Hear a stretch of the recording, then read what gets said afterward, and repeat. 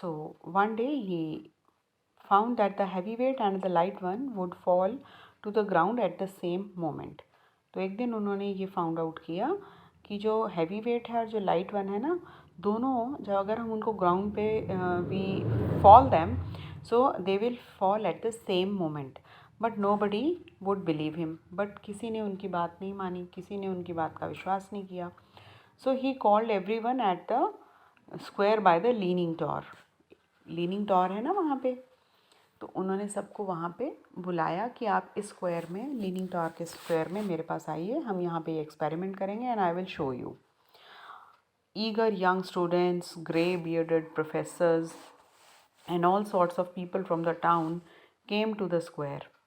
तो सभी eager young students means जो कि जिनके मन में क्यूरियोसिटी थी कि yes let's find out what our professor is going to show us and discover. So grey bearded professors means old professors भी वहाँ पे आए. ऑल सॉर्ट्स ऑफ पीपल, बहुत सारे लोग भी आए टाउन से इस एक्सपेरिमेंट को देखने. Shrugging their shoulders means when you shrug your shoulders or you lift your shoulders and you show that you know that you are not going to believe in this thing what they are trying to show. तो कहने का मतलब है कि everybody was there present just to prove him wrong, कि वो उसको believe नहीं कर रहे थे and they were very much sure that he will be proved wrong. Shrugging means this thing. So what nonsense. Well, it will do him good. What nonsense. Well, it will do him good to make a fool of himself. So everybody was laughing at him, mocking at him, and they all were saying that he will make fool of himself because he will be proved wrong. It is not possible that a heavyweight ball and a lightweight one will fall to the ground at the same moment. So everybody was in very much sure. So Galileo was listening to them and he only smiled. उन्होंने कुछ नहीं कहा, वो चुपचाप smile कर रहे थे. He climbed the stairs of the famous leaning tower of Pisa. तो वो ऊपर चढ़े, स्टेयर्स पे आ गए. He climbed the stairs of famous leaning tower of Pisa. मैंने अभी आपको बताया ना leaning tower of Pisa. ये जो टावर हैं ये हल्के से एक तरफ को झुके हुए हैं. लीनिंग मीन्स एक तरफ को जब झुकाव होता है. लीनिंग टावर मीन्स एक बहुत लंबा, जिसे कह लीजिए आप पिलर टाइप, टॉर बोलते हैं इसको. टॉवर नहीं कहते, डब्ल्यू साइलेंट होता है इसमें. Leaning tower of Pisa. तो ये वहाँ पे ऊपर चढ़ गए and he stood looking down at the crowd. और जो सब लोग थे वो नीचे खड़े उनके एक्सपेरिमेंट के, they were ready to see the experiment that the Galileo was going to do. So everybody was looking up, the crowd was looking up and Galileo was looking down at the crowd. So on the edge of the tower, जो tower का बिल्कुल as था, उन्होंने वहाँ पे 2 cannon balls रख दी. Cannon balls बच्चे metallic की हैवी बॉल्स होती हैं, राउंड हैवी बॉल्स होती हैं. एक तो थी 100 पाउंड्स की और एक थी सिर्फ एक 1 पाउंड की. तो दोनों में बहुत वेट में बहुत अंतर था. One was 100 pounds and the other was 1 pound only. Pooh, said the people. तो लोगों ने देखा what he was doing. The heavy one will fall 100 times quicker than the light one. So everyone was sure that the heavy one will fall 100 times quicker than the light one. तो सबको ये surety थी that the heavy one will fall quicker and they laughed. और वो सब Galileo पे हंस रहे थे. So just at the moment Galileo pushed the balls over the edge. Sure enough he proved all of them wrong. So जैसे ही जिस moment पे Galileo he pushed the balls over the edge, तो उन्होंने जैसे ही बॉल्स को push किया तो everybody was proved wrong. Means सबके मन में जो भी गलत फहमियाँ थी वो बॉल्स को देख के दूर हो गई. क्यों? Why they were proved wrong? Because they struck the ground at the same moment. दोनों बॉल्स ग्राउंड पे एक ही टाइम पे गिरी, एक ही मोमेंट पे गिरी. The old books which the professors had believed without trying to prove were quite wrong. सो जो भी पुरानी books थी जिनमें ये लिखा हुआ था कि जो हैवी चीज़ है वो जल्दी नीचे गिरेगी और लाइट चीज़ है वो लेट में नीचे गिरेगी, तो वो जो बुक्स में से पढ़ के जो हमारे पुराने बड़े बड़े प्रोफेसर्स थे, white beard professors, they were proved wrong. उनको एकदम they were shocked to see that what this has happened. They have never tried to means prove that thing. जो उन बुक्स में से उन्होंने पढ़ा वही उन्होंने आगे समझा दिया सबको, but they never tried to prove it. But Galileo had a very experimental mind. He wanted to show to the people that what he wanted to make them tell. तो जो वो बताना चाह रहे थे उन्होंने पहले उस चीज़ को प्रूव किया लोगों के सामने कि ऐसा नहीं होता है कि हैवी वेट बॉल जल्दी गिरेगी और लाइट वेट बॉल लेट गिरेगी, दोनों सेम मोमेंट पर नीचे गिरी, जिससे कि क्या हुआ कि जो पुरानी बुक्स में जो लिखा हुआ था लॉ वो गलत हो गया. Meanwhile, Galileo had read about Copernicus. Now Copernicus, who was he? He was a great mathematician and an astrologer. उन्होंने स्टार्स और प्लैनेट्स की स्टडी की थी and he has concluded that जो सन है वो सेंटर है और बाकी की जो सब चीज़ें हैं, अर्थ है और प्लैनेट्स हैं, वो उसके आसपास रिवॉल्व करते हैं. Means he has discovered that sun was stationary. Stationary means sun does not move, everything around her moves, around it moves. So meanwhile Galileo had read about Copernicus. तो जो गैलीलियो थे उन्होंने कॉपरनिकस के बारे में भी पढ़ना शुरू किया हुआ था. He was reading his life history and his works. Who had watched the stars and planets and had seen that they were in different parts of the sky at different times. So he had a very good knowledge about Copernicus. He had studied about the stars and planets and he had seen that जो ये stars और planets हैं different parts में sky में रहते हैं और वो भी different times पे.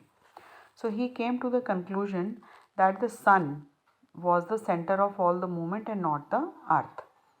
तो उन्होंने ही कॉपरनिकस ने ही ये कंक्लूड किया था कि जो सन है it is stationary and everything around it is moving, all other things are moving, he is the centre of all the movement and not the earth. The rising and the setting of the sun said he is due to the spinning of the earth. तो ये Copernicus ने ही declare किया था कि जो सन की जो rising और सेटिंग होती है ये क्यों होती है, जो अब हमारी अर्थ स्पिन करती है अर्थ सन के अराउंड. ये तो आपको भी मालूम होगा जब आपने when you have read about the solar system, so you might be knowing this thing that earth revolves around the sun on its axis, right? So it causes day and night, rising and setting of the sun. The earth is a planet like Jupiter और Venus. अर्थ भी एक planet है, आपको मालूम है. जैसे Jupiter है, Venus है, वैसे ही हमारी अर्थ भी एक planet है. I'm sorry. So it spins like a top for a day and night. ये आपको मालूम है कि अर्थ revolves around its axis, right? अपने एक्सिस पे रिवॉल्व करती है एक टॉप की तरह. टॉप क्या होता है बच्चे? लट्टू बोलता है ना, बच्चे लट्टू से खेलते हैं जिसकी नीचे एक नुकीली सेंटर होती है जिस पे वो गोल गोल घूमता रहता है. So top means that earth also revolves around the sun like a top for day and night, and at the same time it makes the year go by slowly circling around the sun. एक तो बच्चे अर्थ अपने axis पे घूमती है और एक वो सन के अराउंड भी घूमती है. This you might have read about in the chapter solar system and the earth and related to the earth and planets, कि जो अर्थ है एक अपनी एक्सिस पे रिवॉल्व करती है और एक सन के अराउंड रिवॉल्व करती है. तो जब वो एक्सिस पे रिवॉल्व करती है तो डे और नाइट बनता है, और जब वो सन के आसपास रिवॉल्व करती है it causes the change in seasons. ये आपको सब पता होगा, I don't need to tell you. तो ये कॉपरनिकस ने ही डिक्लेयर किया था. He has invented that it is the spinning of the earth that causes day and night, and at the same time it makes the year go by slowly circling around the sun. क्योंकि जब अर्थ सन के आसपास धीरे धीरे घूमती है, चक्कर लगाती है, तो जैसे जैसे वो धीरे धीरे जाती रहती है वैसे वैसे सीजन्स चेंज होते रहते हैं और हमारा एक साल ऐसे निकल जाता है with different seasons. So Galileo believed in Copernicus. So Galileo was very much in faith with Copernicus' thoughts, though the whole world laughed. But पूरी पूरी दुनिया जो थी उन पे हंस रही थी. He decided to find out the movements of the planet. So he decided that now he will find out the movement of the planet because everybody, the world was laughing at him. So it would help to prove the Copernicus was right. So he decided that I will study about the movement of planet and that it will prove that Copernicus was very much right. He set to work, but none of his experiments were of any use until one day.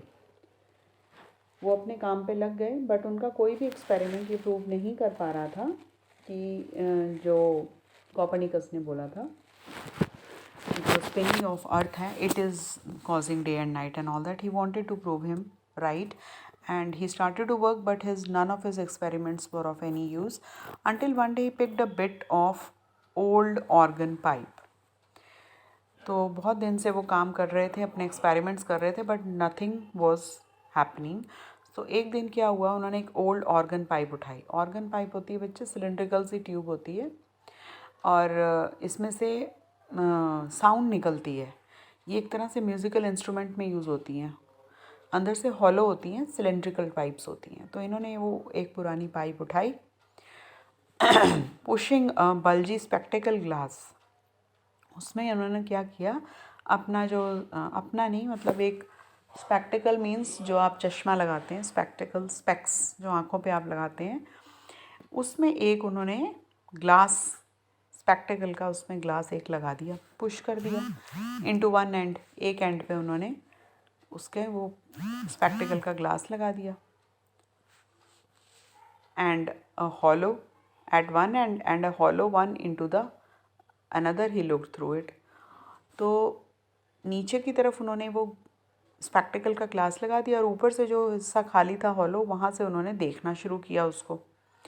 तो जैसे ही उन्होंने देखा, for a moment he said nothing. उन्होंने एक minute उसमें से देखना शुरू किया चीज़ों को. नीचे उन्होंने मोटा सा चश्मे का एक ग्लास लगा दिया था उसके पाइप के नीचे और दूसरे हिस्से से वो उसमें से देख रहे थे. तो for a minute he said nothing but his face lit up with a wonderful smile. तो एक मिनट देखने के बाद उनके चेहरे पे स्माइल आ गई. He smiled his queer new instrument. Queer means it was very strange, unusual सी चीज़ बनाई थी ना उन्होंने तो वैसे ही एक पुरानी सी पाइप उठाई और उसमें उन्होंने एक चश्मे का ग्लास फिट किया और उसमें से देखना शुरू किया. तो था तो बड़ा अजीब सा, वेरी स्ट्रेंज अनयूजुअल सा इंस्ट्रूमेंट था. That had made things look 3 times nearer. तो उससे उनको क्या नज़र आया कि जो चीज़ें थी वो उनको 3 times पास नज़र आ रही थी, वो काफ़ी near and not upside down, और ऊपर से नीचे की तरफ नहीं दिख रही थी. Galileo had made the first telescope. तो इस तरह से उनका फर्स्ट टेलीस्कोप का इन्वेंशन हुआ. News of his wonderful invention flu all over the Italy. तो पूरी इटली में उनकी इस इन्वेंशन की बातें फैल गई, न्यूज़ फैल गई. Everyone wanted to look through his Galileo spy glass. तो सब आ रहे थे, देखना चाह रहे थे कि उनके इस स्पाई ग्लास में से everybody wanted to see and experience that truth which he was saying. He became the hero of the hour. और उस दिन वो हीरो बन गए थे. So his life was now more interesting than ever. तो उनकी लाइफ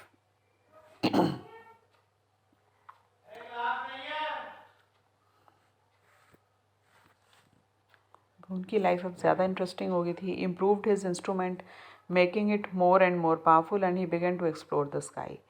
तो उसके बाद उन्होंने अपने इंस्ट्रूमेंट को इम्प्रूव करना शुरू कर दिया and he started to explore the sky. और इस तरीके से अपने इस टेलीस्कोप से उन्होंने स्काई को एक्सप्लोर करना शुरू कर दिया. He gazed at the Milky Way and found out that his brightness was made by number of stars. तो उन्होंने अपने टेलीस्कोप को और पावरफुल बनाया और धीरे धीरे यूनिवर्स को, स्काई को एक्सप्लोर करना शुरू कर दिया। और वो मिल्की वे को देखते थे। Gazed at means looking steadily, Milky Way को देखते थे। और उन्होंने ये फाइंड आउट किया कि जो ब्राइटनेस है वो किसके द्वारा है, इतनी सारी ब्राइटनेस क्यों है, क्योंकि वो वहाँ पे बहुत सारे स्टार्स हैं। तो फिर उन्होंने मून को देखना शुरू किया। He studied the moon and it found that it was world with mountains. तो उन्होंने मून को जब देखा, स्टडी किया, तो वहाँ पे he found out that there were mountains, there were valleys, craters means a very large hole, seas थे, प्लेन्स थे, जैसे कि उनकी अपनी कंट्री में थे। So this had never been known before and now Galileo could see it. तो अपने टेलीस्कोप से वो अब पूरे स्काई को, पूरे मिल्की वे को, पूरे सोलर सिस्टम को स्टडी कर रहे थे। And they were telling the people about the new truths which the people didn't knew about it. लोगों को जिन चीज़ों के बारे में नहीं पता था, उनकी टेलीस्कोप से वो चीज़ें देख देख के सारी दुनिया को बता रहे थे। He found that the earth shown like the moon. तो उन्होंने ये भी फाइंड आउट किया कि जो अर्थ है वो मून की तरह शाइन करती है। And what a poet called the old moon in the new moons arms was really earth shine. तो उन्होंने बहुत ज़्यादा मीन्स एक्सपेरिमेंट्स नहीं, बहुत ज़्यादा स्टडी की मिल्की वे के बारे में, यूनिवर्स के बारे में। एंड उन्होंने ये प्रूव किया कि जो अर्थ भी है वो बिल्कुल मून की तरह ही शाइन करती है। तो एक पोइट ने लिखा होगा किसी पोएम में, the old moon in the new moons arms, means जब हमारा जो मून होता है क्रेसेंट शेप में होता है। क्रेसेंट शेप समझते हैं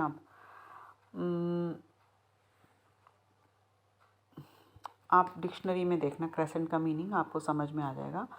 तो जब मून क्रेसेंट शेप में होता है तो ऐसा लगता है कि जैसे कि ओल्ड मून ने न्यू मून को अपनी आर्म्स में लिया हुआ है। तो उनकी शेप ऐसी होती है। मैं आपको पिक्चर भी दिखा दूँगी। उसमें ऐसा लगता है जैसे कि क्रेसेंट शेप में होता है जब मून। आप क्रेसेंट मून की आप देखना picture, just find out what is crescent and image आप देखना क्रेसेंट मून की, तो आपको समझ में आ जाएगा जो मैं कह रही हूँ। तो वो ऐसे लगता है कि जैसे न्यू मून ने पुराने मून को आर्म्स में लिया हुआ है। So unfortunately poor Galileo was living at the time when it was not always wise or safe to teach things which were not mentioned in the religious texts. So he was taunted and ridiculed and forced to say that his theories were wrong. But he was a man of conviction and stood by what he had found to be the truth. So unfortunately he was living at a time when it was not always safe. But उनके time में क्या था, लोग उनकी बातों पे विश्वास नहीं कर रहे थे। और जो वो टीचिंग्स एक्सपेरिमेंट्स की अपनी ट्रूथ बता रहे थे, तो बहुत सारे लोग उनकी बातों पे विश्वास नहीं कर रहे थे। क्यों? क्योंकि उनके रिलीजियस टेक्स्ट में, उनकी बुक्स में, पुरानी बुक्स में जिनसे वो पढ़े थे, उनमें ऐसा कुछ नहीं लिखा था। और ये नई नई ट्रूथ्स को डिस्कवर कर रहे थे, तो लोग नहीं मान रहे थे। लोग उनका मजाक उड़ा रहे थे, उनको टॉन्ट कर रहे थे। And he was forced to say, और उनको ये बोलना पड़ा कि जो उनकी थ्योरीज़ हैं वो गलत हैं। बट वो अपनी बिलीव्स पे अड़े रहे। He was a man of conviction and stood by what he had found to be the truth. और उनको पूरा विश्वास था कि एक दिन दुनिया मेरी जो फैक्ट्स मैंने निकाले हैं उनको ज़रूर मानेगी। So with this we have completed